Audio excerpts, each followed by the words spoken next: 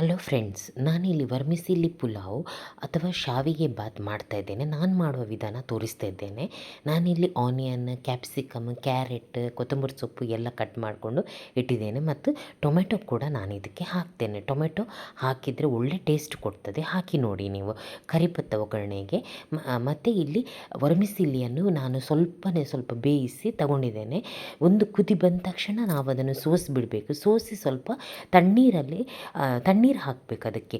ಮತ್ತು ಸೋಸಿದ ನೀರು ಅಡಿಯಲ್ಲಿ ಬಿಸಿನೀರು ಇರಬಾರ್ದು. ಕೆಲವರು ಆ ಮಿಸ್ಟೇಕ್ ಮಾಡ್ತಾರೆ.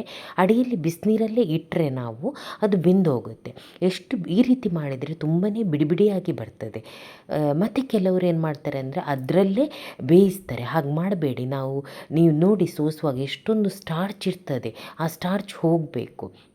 ಇಲ್ಲಿ ಒಗ್ಗರಣೆಗೆ ನಾನು ಸೋಂಪು ಹಾಕ್ತಾಯಿದ್ದೇನೆ, ಕರಿಪತ್ತ ಹಾಕ್ತಾಯಿದ್ದೀನಿ. ನೀವು ಬೇಕಾದರೆ ಮಸ್ಟರ್ಡ್ ಕೂಡ ಹಾಕ್ಬೋದು. ಸೋಂಪಿನ ಫ್ಲೇವರ್ ಒಳ್ಳೆ ಕೊಡ್ತದೆ.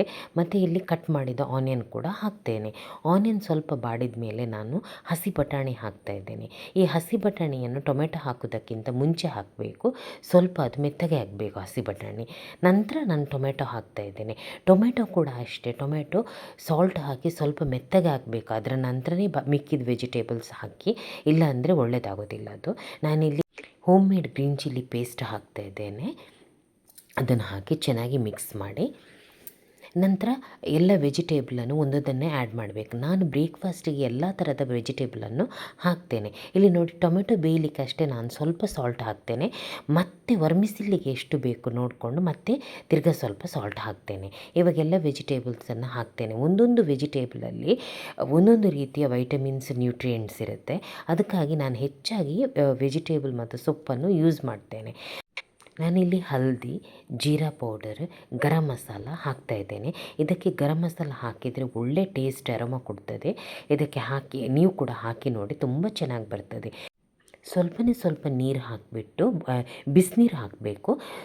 ಬೇಯಲಿಕ್ಕೆ ಇಡಬೇಕು. ಅದು ಸ್ವಲ್ಪ ಸಾಫ್ಟ್ ಆಗಬೇಕು. ಅದರ ನಂತರನೇ ವರ್ಮಿಸಿಲಿಯನ್ನು ಆ್ಯಡ್ ಮಾಡಬೇಕು. ವರ್ಮಿಸಿಲಿ ಆ್ಯಡ್ ಮಾಡುವಾಗ ನೀವು ಸಾಲ್ಟ್ ಕೂಡ ಅದಕ್ಕಿಂತ ಮುಂಚೆನೇ ಹಾಕಬೇಕು. ಈ ಕಡೆ ಎಲ್ಲ ಸ್ವೀಟ್ ವರ್ಮಿಸಿಲಿದು ಮಾಡ್ತಾರೆ. ಅಂದರೆ ಕೋಕೋನಟ್ ಹಾಕಿಬಿಟ್ಟು, ಒಗ್ಗರಣೆ ಹಾಕಿಬಿಟ್ಟು, ಸಕ್ಕರೆ ಹಾಕ್ಬಿಟ್ಟು ಮಾಡ್ತಾರೆ. ನಾವಂತೂ ಆ ರೀತಿ ಮಾಡೋದಿಲ್ಲ. ನಮ್ಮ ಅಜ್ಜಿ ಇದೇ ರೀತಿ ಮಾಡ್ತಾಯಿದ್ರು. ಹಾಗಾಗಿ ನಾನು ಇದೇ ರೀತಿ ಮಾಡ್ತೇನೆ. ನಮಗೆಲ್ಲರಿಗೂ ಇದೇ ರೀತಿ ಇಷ್ಟ. ಈಗ ನೋಡಿ, ನಾನು ಸಾಲ್ಟ್ ನೋಡ್ಕೊಂಡು ಹಾಕಿದ್ದೇನೆ.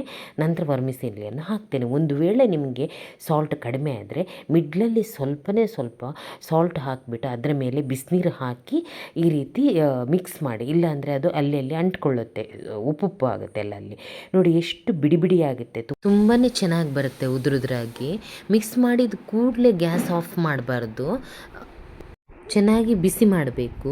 ಯಾಕೆಂದರೆ ನಾವು ಬಿಸಿನೀರಿಂದ ತೆಗೆದ ಮೇಲೆ ತಣ್ಣೀರು ಹಾಕಿರ್ತೀವಿ ನೋಡಿ, ಬಿಡಿ ಆಗಲಿಕ್ಕೆ. ಅದಕ್ಕೋಸ್ಕರ ನಾವು ಚೆನ್ನಾಗಿ ಬಿಸಿ ಮಾಡಬೇಕು. ಮಿಕ್ಸ್ ಮಾಡಿದ ತಕ್ಷಣ ಗ್ಯಾಸ್ ಆಫ್ ಮಾಡಬಾರ್ದು. ಸ್ವಲ್ಪ ಹೊತ್ತು ಗ್ಯಾಸಲ್ಲಿ ಹಾಗೆಯೇ ಇಡಬೇಕು. ಅದರ ನಂತರ ಸರ್ವ್ ಮಾಡಬೇಕು. ನೀವು ಕೂಡ ಇದೇ ರೀತಿ ಟ್ರೈ ಮಾಡಿ. ನನ್ನ ರೆಸಿಪಿ ಇಷ್ಟ ಆದರೆ ಪ್ಲೀಸ್ ಎಲ್ರಿಗೂ ಶೇರ್ ಮಾಡಿ, ಲೈಕ್ ಮಾಡಿ, ಸಬ್ಸ್ಕ್ರೈಬ್ ಮಾಡಿ. Thank you.